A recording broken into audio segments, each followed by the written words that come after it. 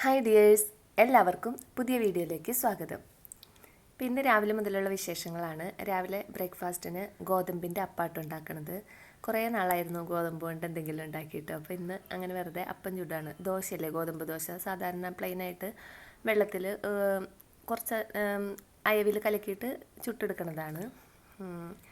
പിന്നെ ഇതിന് കറി ഉണ്ടാക്കിയേക്കുന്നത് പയറാട്ടോ. അപ്പോൾ പയറും ഞങ്ങളിതിന് അപ്പം എന്നാണ് പറയണത്. മിക്കവരും ഇതിന് ഗോതമ്പ് ദോശ എന്നാണ് പറയാറ്. അങ്ങനെ ബ്രേക്ക്ഫാസ്റ്റൊക്കെ കഴിഞ്ഞിട്ടുണ്ട്. പിന്നെ ആണെങ്കിൽ കുറേ പച്ചക്കറികൾ ഫ്രിഡ്ജിൽ ഇങ്ങനെ ഇരിപ്പുണ്ട് കേട്ടോ. അപ്പോൾ അതൊക്കെ ഒന്ന് എടുത്ത് കറിയാക്കാൻ വേണ്ടിയിട്ട്. അപ്പോൾ ഞാൻ ഇടയ്ക്ക് ഇങ്ങനെ ചെയ്യാറുണ്ട്. ലാസ്റ്റ് ആകുമ്പോൾ പലതിൻ്റെയും തുമ്പും വാലൊക്കെ ആയിട്ട് അങ്ങനെ ഇരിക്കുമല്ലോ ഫ്രിഡ്ജിൽ. അപ്പോൾ അതൊക്കെ കൂട്ടിയിട്ട് ഒരു അവിയെല്ലാം അങ്ങോട്ട് ഉണ്ടാക്കും.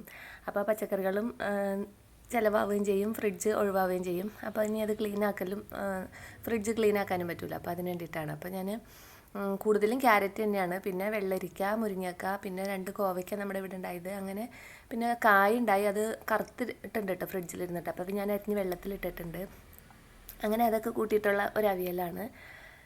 അതിലേക്ക് തേങ്ങയൊക്കെ ചിരകി ജീരകവും ഉള്ളിയും മഞ്ഞൾപ്പൊടിയും പിന്നെ എരിവിന് ചേർത്ത് കൊടുക്കുന്നത് കാന്താരി മുളക് കേട്ടോ. അപ്പോൾ അതും ഒക്കെ ഇട്ടിട്ട് ഒന്ന് ഒതുക്കി എടുക്കണുള്ളൂ, വെള്ളമൊന്നും ചേർക്കണുള്ള. ഈ അവിയലും ഞാൻ ഉരുളിയിൽ ഒട്ടും വെള്ളം ഒഴിക്കാതെ തന്നെ ആവിയിൽ വേവിച്ചെടുക്കാൻ വേണ്ടിയിട്ടാണ്. അപ്പോൾ അതും വേവിക്കാനായിട്ട് വെച്ചിട്ടുണ്ട്, ഉപ്പൊക്കെ ഇട്ട്.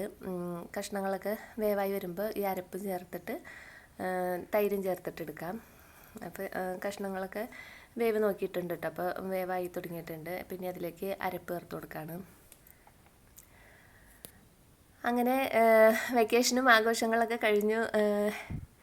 ഈ വീഡിയോ ഞാൻ കുറച്ച് നേരത്തെ എടുത്തു വെച്ചേക്കണ വീഡിയോ കേട്ടോ. അപ്പോൾ ഈ വീഡിയോയിലിപ്പോൾ ഇതിപ്പോൾ അപ്ലോഡ് ചെയ്യാൻ വൈകിയതാണ്. നമ്മുടെ യാത്രാ വീഡിയോകളൊക്കെ ഇട്ടുകൊണ്ട് ഇത് അപ്ലോഡ് ചെയ്യാൻ വൈകിയതാണ്. അപ്പോൾ ഇപ്പോൾ ഈ വീഡിയോ ചെയ്യണ സമയത്ത് ഹസ്ബൻഡ് നാട്ടിലില്ല കേട്ടോ, ആൾ പോയിട്ടുണ്ട്. ഇത് ആളിവിടെ ഉള്ളപ്പോൾ എടുത്ത വീഡിയോയാണ്. അങ്ങനെ നമ്മുടെ അവിയലൊക്കെ റെഡി ആയിട്ടുണ്ട്. ഇനി അതിലേക്ക് തൈരും കൂടി ഒഴിച്ചിട്ട് കുറച്ച് വേപ്പിലയും വെളിച്ചെണ്ണയും കൂടി തൂവി ഒന്നുകൂടി മൂടി വയ്ക്കും. അത് കഴിഞ്ഞിട്ട് നമ്മൾ കഴിക്കാൻ നേരത്തെ എടുത്ത് ഇളക്കി കഴിഞ്ഞാൽ സൂപ്പർ അവിയലാട്ടോ. അപ്പോൾ എൻ്റെ മക്കൾക്കാണെങ്കിൽ കുക്കറിൽ വയ്ക്കുന്ന അവിയലാട്ടോ ഇഷ്ടം. അവർക്ക് ഇങ്ങനെ കഷ്ണങ്ങൾ കടിച്ചുകൊണ്ടിരിക്കാൻ ഇഷ്ടമല്ല, ചോറിലിട്ട് മിക്സ് ചെയ്ത് വേഗം കഴിക്കാനാണ് ഇഷ്ടം. എനിക്കാണെങ്കിൽ ഇങ്ങനെ കഷ്ണങ്ങളൊക്കെ ഒന്ന് കടിക്കാൻ കിട്ടുന്ന ഇഷ്ടമാണ്. അപ്പോൾ ഇടയ്ക്ക് നമ്മുടെ ഇഷ്ടത്തിനും കൂടി വയ്ക്കേണ്ടതെന്ന് വിചാരിച്ചാൽ ഇന്ന് ഇങ്ങനെ വെച്ചതാണ്. അപ്പോൾ ഇതാണെങ്കിൽ വെറുതെ നമുക്കിങ്ങനെ ചായക്കൊക്കെ ഞാൻ എടുത്ത് കഴിക്കും കേട്ടോ. വൈകുന്നേരമൊക്കെ ഉണ്ടെങ്കിൽ ഞാൻ അങ്ങനെയും ചെയ്യാറുണ്ട്. അങ്ങനെ അവിയലൊക്കെ റെഡിയാക്കി കഴിഞ്ഞപ്പോഴാണ് മീൻ കൊണ്ടുവന്നായിരുന്നു.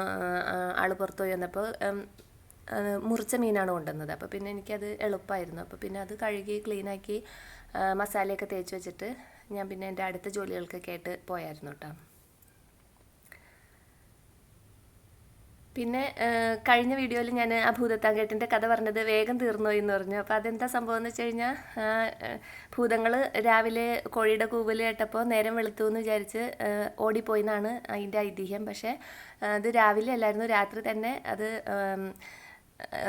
അവരെ പറ്റിക്കാൻ വേണ്ടിയിട്ട് ശിവൻ ചെയ്തതാണെന്നാണ് പറയണത്. പിന്നെ അതിൻ്റെ സയൻറ്റിഫിക് ആയിട്ടുള്ള കാര്യം പറയുകയാണെങ്കിൽ 4-ാം നൂറ്റാണ്ടിലുണ്ടായ ഒരു വെള്ളപ്പൊക്കത്തിൽ വലിയ വലിയ പാറകളും മലകളൊക്കെ വന്ന് പെരിയാറിന് കുറുകെ അങ്ങനെ ഒരു അണക്കെട്ട് പോലെ ഒരു തട പോലെ സ്വയം തീർന്നതാണെന്ന് അതിൻ്റെ സയൻറ്റിഫിക് ആയിട്ടുള്ള വശം പറയുമ്പോൾ അങ്ങനെയാട്ടോ പറയണത്.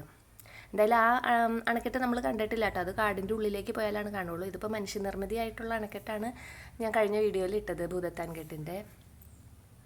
പിന്നെ ഊണൊക്കെ കഴിഞ്ഞു. ആ സമയത്ത് ആപ്പിൾ ഇരിപ്പുണ്ടായി. അപ്പോൾ അതൊക്കെ കഴുകി ക്ലീനാക്കി മുറിച്ചെടുത്തതാണ്. പിന്നെ അതൊക്കെ കഴിച്ചുകൊണ്ടിരിക്കുമ്പോൾ ഇവിടെ വേറൊരു പണി നടക്കുന്നുണ്ട് കേട്ടോ. അപ്പോൾ എൻ്റെ ഹസ്ബൻഡും മക്കളും കൂടി ഇവിടെ പുതിയ വാഷിംഗ് മെഷീൻ വാങ്ങി. അപ്പോൾ അത് അവരവിടെ ഫിറ്റ് ചെയ്തുകൊണ്ടിരിക്കുകയാണ്. അപ്പോൾ എൻ്റെ പഴയ വാഷിംഗ് മെഷീൻ കംപ്ലൈൻ്റ് ആയിട്ട് കുറേ നാളായിരുന്നു, ഒരുപാട് നാളായിരുന്നു കേട്ടോ. അപ്പോൾ കുറേ നാളായിട്ട് ഞാൻ തന്നെയായിരുന്നു ഇവിടുത്തെ വാഷിംഗ് മെഷീൻ. അപ്പോൾ ഈ തവണ പോകുന്നതിന് മുമ്പ് തന്നെ ആൾ തന്നെ ഫിറ്റ് ചെയ്ത് തരാമെന്ന് പറഞ്ഞിട്ടാണ്. അപ്പോൾ പുറമേ നിന്ന് ആളെ വിളിച്ചിട്ട് ഫിറ്റ് ചെയ്ത് കഴിയുമ്പോൾ നമ്മുടെ ഇഷ്ടത്തിന് നമുക്കുള്ള സൗകര്യങ്ങളിൽ അഡ്ജസ്റ്റ് ചെയ്ത് വെച്ച് തരുമല്ലോ, അവരുടെ ഇഷ്ടത്തിനല്ലേ വെച്ചിട്ട് വേണം. അപ്പോൾ എൻ്റെ ഹസ്ബൻഡിന് ഇങ്ങനത്തെയൊക്കെ പണികളൊക്കെ അറിയാം കേട്ടോ.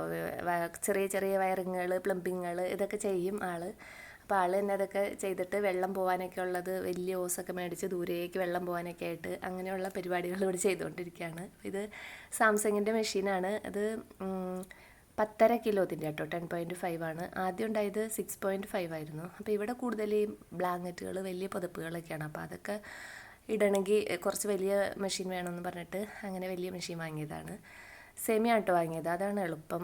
ഫുൾ ഓട്ടോമാറ്റിക് ആകുമ്പോൾ ഈ വലിയ വലിയ സംഗതികളൊക്കെ ഇങ്ങനെ കുറേ നേരം കിടന്ന് അത് ഉണങ്ങിയൊക്കെ വരുമ്പോഴത്തേനും ഒരുപാട് വെള്ളം ചിലവാകും. നമുക്കിവിടെ വേനലാകുമ്പോഴത്തേനും കിണറിൽ വെള്ളം പറ്റും. പിന്നെ നമ്മൾ വാട്ടർ കണക്ഷൻ്റെ വെള്ളത്തിലാണ് എല്ലാം ചെയ്യണത്. അപ്പോൾ ഇതിനകത്താണെങ്കിൽ നന്നായിട്ട് വെള്ളവും വേണമല്ലോ.